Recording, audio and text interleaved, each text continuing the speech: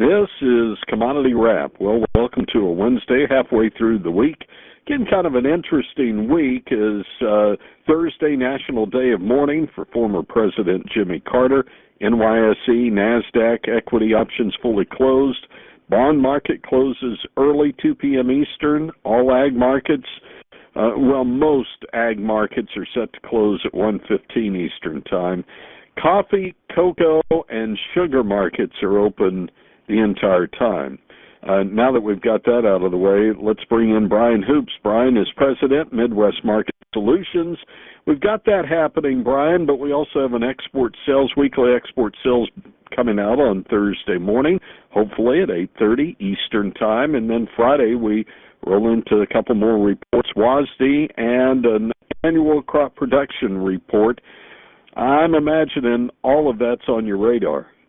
There's a lot of things happening today. It seems like Wednesdays is the day when news breaks and markets really move, and certainly not an exception today, as we didn't have a lot of movement in the grains early, which is kind of what you would expect because of the Friday report. Now we saw markets end on the defensive.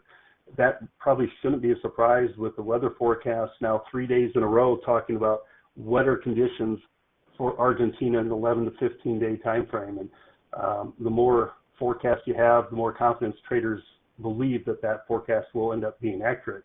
So, I guess it always remains to be seen, but dryness has given us a little bit of a bounce in the soybeans and the soybean meal market. So hopefully producers have been able to take advantage of this rally. It's not a great rally, but we went from late December from that 947 area almost up to 1016. So there was a decent 50, 65 cent rally. And in a bear market, I think like this, with big supplies here in the U.S., big supplies expected out of South America, you really have to look at rewarding rallies when you have them, because they don't come around all that often. All right. If you missed the close, corn market in the red, December at 4.45, penny and a quarter off. November beans, 10.09, down 2.5. Hit new crop here.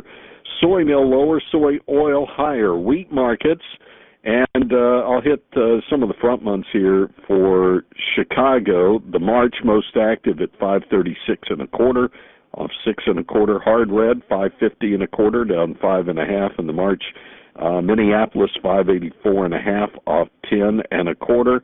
And the cotton market, I know you're surprised here, but March down 33, 68.18. That's a broken record on the cotton market. Again, when you look at everything that's kind of going on here, I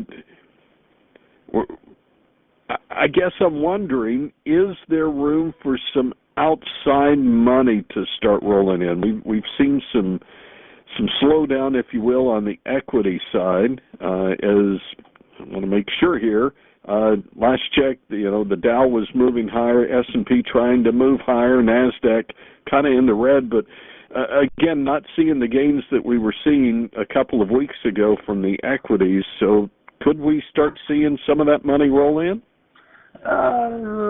Yes and no. I think we're going to see some rebalancing of some index funds. We'll see that over the next 5 to 10 days, but I don't know that we're going to see a lot of money flowing into any of these commodity markets. There might be some money coming into a commodity that they view as very cheap, but with soybeans at $10 and possibility of big South American crops, I don't really look for a lot of outside money to start flowing to these commodities. Certainly if a stock market or something else really gets hammered, and they may have to reallocate some of the positions. President Trump taking office, I think the stock market is anticipating or hoping that he will calm some of these inflationary numbers that we're seeing, maybe put interest rates down a little bit or pressure some interest rates through some of his programs and policies. And if that happens, that should bode well for the stock market. So I don't think there's going to be all this money flowing out of the stock market into commodities that people want to happen or think that will happen, unless we get into more of a weather situation where drought-like conditions set in the United States this spring. Okay, outside markets. What's What's catching your eye in some of those outsides? This isn't really a major market moving event per se, but I do think the fact that the old Minneapolis Grain Exchange, which is shut down and was acquired by MIAX, MIAX, has now decided to not be listed on the Globex any longer, and that the CME has decided they're going to institute their own spring wheat contract. I think this, from a nostalgia standpoint, spells the end of the old Minneapolis Grain Exchange and their spring wheat contract. I thought it was a poor move to take that contract off of Globex because that's the trading platform that most of the world uses. I have not heard if they're going to someone like me that has clients and that want to hedge Minneapolis wheat, it's going to be far easier just to go to the Globex and place orders there than to try and have another exchange that you have to do business with and maybe not be able to place them electronically. We've heard reports that you're going to have to place them over the phone, like kind of the old days. So I think it's a poor move in hindsight, and will eventually spell the end of the old Minneapolis Grain Exchange, and we'll have a new spring wheat contract that the CME is going to roll out in the second quarter of this year. That's going to replace it. Well, and again, we've kind of seen some of this rolling over the last few months after Miami picked up the Minneapolis exchange there. So that's a good point for us to take a break. We'll come back and we'll talk livestock futures in a moment with Brian Hoops. Commodity Wrap continues after this. Hey, thanks for throwing that in. That is, I had seen a press release, but I couldn't figure out what they were saying from that press release. So you helped me understand that. So thank you. Well, hopefully your listeners will too. So, the Kansas City Board of Trade was bought out by the CME, and now it's called Chicago Red Wheat. We call it Kansas City, but it's red wheat, and I don't know what they'll call their new spring wheat contract, but I just don't see many good things happening for the Minneapolis Grain Exchange any longer. I think it's the end of that contract. Crazy. Yep. All right, here we go. This is Commodity Wrap midweek here, and we're in 2025. So what's that really mean? Well, when we look at what happened in the proteins, it meant lower trade on a Wednesday. Live cattle lower, feeder cattle lower, and hogs lower, except for the February, the most active contract. But, I'm looking, first off, on the cattle side, live cattle futures, every time we talk, Brian, I just say have been impressive. Feeder cattle have been impressive as well. What'd you see on Wednesday? Well, we talked this morning about the news and how it affects the markets. And when we were on the TV, we went to break, and I read a quick article about the border opening for feeder cattle imports out of Mexico. Now, they've not really known how much or how aggressive the imports are going to be, but just the fact that the border's opening and allowing more supply to come into the United States. We saw what happened to the feeder cattle futures by the closing bell today, almost 300-point losses in feeder cattle futures.